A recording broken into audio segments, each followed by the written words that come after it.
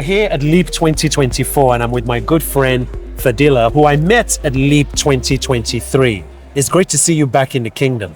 It's great to have you here. And for our audience, maybe I'll hand to you to introduce yourself and tell us the great work you're doing, because this is going to be a fascinating conversation. Thank you so much, Lawrence, for having me today. Well, my name is Fadilah Tchoumba, and I'm the CEO at the African Business Angel Network. Essentially, ABAN is a community of 72 angel network across 35 African countries. And what we do is making sure that Africans are able to take part in the investment movement that is happening on the continent by supporting the emergence of early stage companies. That's great. And here we are in the kingdom again, and Leap, large conference. We were in a different location and it's close to 200,000 people. I hear now it's going to be there. But in terms of where we are in tech and with you in leading the forefront on angel investing, what are some of the tech companies and investors you're seeing in the continent and how they are marching? Because there's so much excitement here in the kingdom on tech. Right. And there is certainly a close proximity to Africa where we are based. Absolutely. And what are some of the emerging technologies and your investors that are passionately looking at in the African continent? We, over the past 10 years, have grown the network so much that our individual investors on the continent and across the continent have become so experienced, and they have a better understanding of risk when it comes to supporting the next generation of entrepreneurs that are emerging within the continent of Africa. Yeah, that's very exciting. And I think in our pre-conversation, you were mentioning about a community. Right. So when the angel investor, for some of our audience out there, what makes the angel investor unique at that point of there in understanding where they're at? Because obviously there's a financial input they're bringing, but they've got to be bringing something more as well. Absolutely. And can you just sort of talk us through that from your lens in the context you've seen? What other value they're bringing to some of these? Because those entrepreneurs have the idea and they have a great ability and skill sets and technical aspects, but what more are those investors bringing bar just the capital? I mean, the very important element to angel investing is the fact that people have to understand that an angel investor, by principle, invests his own money, right? It's not an institutional capital that he has a mandate to take care of it, right? And as an angel investor, there's this inner kind of will and desire to support the next generation of entrepreneurs on the continent. Essentially, it's making sure that the individuals that are angel investors are very much mature within that market. They have a better understanding of the market. They know how to navigate, and they can, of course, help the founder of any startup within the same market also navigate the whole system. Oh, that's really interesting. So it becomes providing wisdom in that market segmentation specifically, with the lessons that have been learned, what it can be there. And how much time does that investor generally invest in terms of effort or time? Is it dependent on where that particular entrepreneur is at? Can it be, sort of any insights in terms of there? Is it a mentoring, coaching relationship, or it's all of the above? It's all of the above, right? In terms of timing, I would say I can't tell. Yes. But one thing that is important for everyone to know is that it's like supporting a baby that is trying to walk, right? Great analogy. Right? Yes, great analogy. You never know when that baby will need support, but it will certainly need support. Exactly. And in now your second leap, is there any key insights that you're finding from here that for some of those investors in the continent, is there any things you're finding here specifically that there's sort of similarities with where the kingdom is going at this stage in terms of digital transformation and tech? Are you seeing sort of some of those transformations happening in Africa and what is sort of happening here in the Middle East? One element that really keeps us very close is the fact that we share the same value. And technology today cut across various sectors of activities, right? We're talking about the financial sector, the health sector, agriculture, and so forth.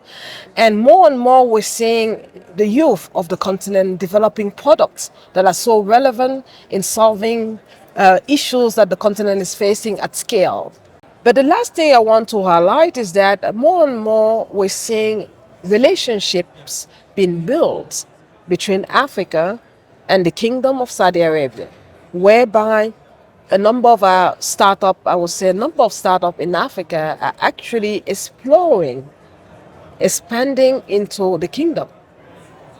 Well, you know what? So some of the takeaways that I have from you is that the investment community is very active in Africa, Absolutely. especially from the angel investor, really investing deeply in wanting to care about those companies and using the market segmentation as an expertise. Absolutely. Technology, whether it's AI or some of the emerging technology, is a key differentiator in driving some of these aspects. But also, there is a shared mutual belief between the Kingdom of Saudi Arabia and what's happening in the continent, both in investing and also in bilateral, in terms of investors coming there and also companies wanting to look to what you hear.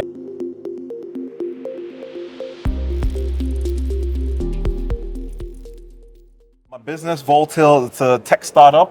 We originally started with immersive technology. We've put that back into the strategy, but now we're solving customer service problems and looking at that for telecommunication as a focus point. And that's really interesting because we've heard the growth of AI and we've heard various different components. You've got the generative AI, the conversation AI, etc. But what I'm really listening in terms of what you're stating is bringing the value Correct. to the business. Correct. So talk about it from your customer standpoint. What are some of the values they're thinking to see when you are now with them in terms of creating that value on AI? Right. So what we're also looking at is specifically around language translations in Africa, right? So I being Nigerian, if I take, the three main or the three most populous languages in Nigeria, Hausa, Igbo, and Yoruba. One of our customers we're working with is MTN Nigeria, 100 million users. How do I, as a customer of MTN, relate a query in one of the languages and get a response back in that language? It's really interesting now. And I just want to pivot in there because Africa is that continent that has a young, talented group of people. And so was it the fact that you were from Nigeria that positioned you to go there, or was it the opportunity you found from a social economics that said that this is the area I need to go there? How did that morph into working with the organization in Nigeria you mentioned, or was it relationships? Sure, curious to hear. I think it was God and timing. Oh, I kid you not, because we set up in the UK at first, and the expansion came, and it was more around, okay, let's look at strategic regions for our growth. which links into the community. And I know that in reading your website, there is a very human aspect into how you're trying to look at AI, the metaverse, and some of these aspects. So tell me where that sort of human aspect has shaped you to, because often, we're in a big conference here, Leap, and it's tech, which is important. But there is, we're doing this for a purpose. Absolutely. So tell me how the human aspect for you in the way that you are focused in your branding, how did that come about? Was that organic, or is this something you've always had where you felt that you're helping companies, but ultimately you're trying to help humans? Absolutely. So I guess it goes back to my time at Barclays, right, where we're building products, and I was leading the divestment between Barclays and ABSA, and I was leading the transformation team of that, right? And part of that transformation, we had to lay off folks, right? And that is tough, especially when you understand the numbers and the people that are going to be exited from the business. But again, it's a big corporate, decisions need to be made. Taking those lessons and those emotions, into Voltil, building my own company, I looked at it to say, hey, how do we bring some of those emotions, empathy, resilience, togetherness, community, teamwork into driving the products we build, and not just technology? how to create a movement, a platform, a community around this. With that mindset of giving back, I looked at it to say, hey, we could start to nurture talent in Nigeria and Africa through setting up a legal entity of Voltil in Nigeria. While we were strategizing on the birth of Voltil, we looked at human centricity. We took 7 out of 13 basic human instincts, things that make you and I human, things like creativity, idealism, romance, play. And we said, hey, rather than build technology to solve just the problem, let's put in the human-centric elements in it. And that's how we started shaping our values with those human-centric elements to build this core proposition of a product called Hilda. If you were having a young Nigerian entrepreneur or a young person who was saying this, that, Jimmy, how do I start off? What are some of the challenges or the lessons learned in building a business, your years of experience, an idea? What were sort of 2 or 3 things that you would say that you would advise them to say that these are aspects you need to really think about? I'll say don't. Stick to your 9 to 5. Stick to your 9. Wow. Get a 9 to 5. Yes. I kid you not, because it's tough. Yes. Now, your 9 to 5, if you work as a developer, your main challenge is just being told what to develop. You're not thinking of how to get paid HR. You're not thinking of marketing and product marketing. You're not thinking about legal, any regulations. You're not thinking about all of that. Switch to an entrepreneur, switch to owning your business. You turn from being a developer to having all of those problems. You are the business. You are the business. If you do decide to switch, right, and move, I think the very first thing is to establish who is going to pay for your product, your customer base. Start speaking to customers. Identify your customer segment. If you're trying to build and solve a problem for 1 billion users, solve for 1 person first. Start small. The pressure reduces when you start small. You establish a niche. You become a voice in your sector or your industry. You start having meaningful relationship with your customers and clients. And then before you know it, based on their requirements and your challenge and their challenges, you're able to shape up your product to start solving more of that. So I'd say the first thing is the customer and the client. And most importantly, the next thing is mental state, mental health. Being an entrepreneur, you have a whole lot of emotions. So, if it's therapy, if it's meditation, if it's finding a group of founders within your same niche to rub ideas and speak about challenges, you need that mental support.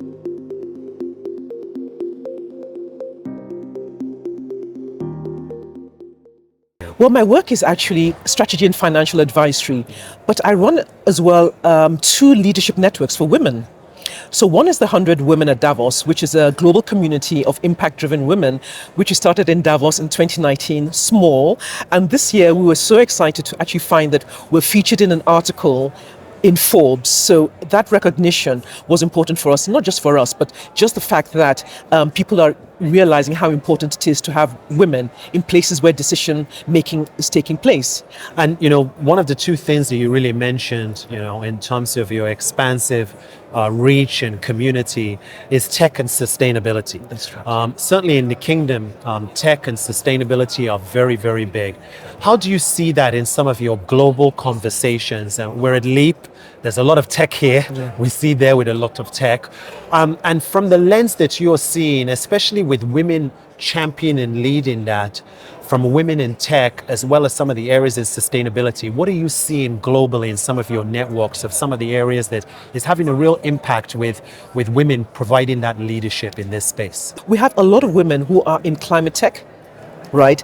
And so that marries both the climate sustainability as well as tech, really very important. What Grow Intelligence does, right, is basically capture intelligence that is and analytics that are important for climate change and agriculture. Thank you so much. It's been a wonderful conversation. Thank you very much, Lawrence.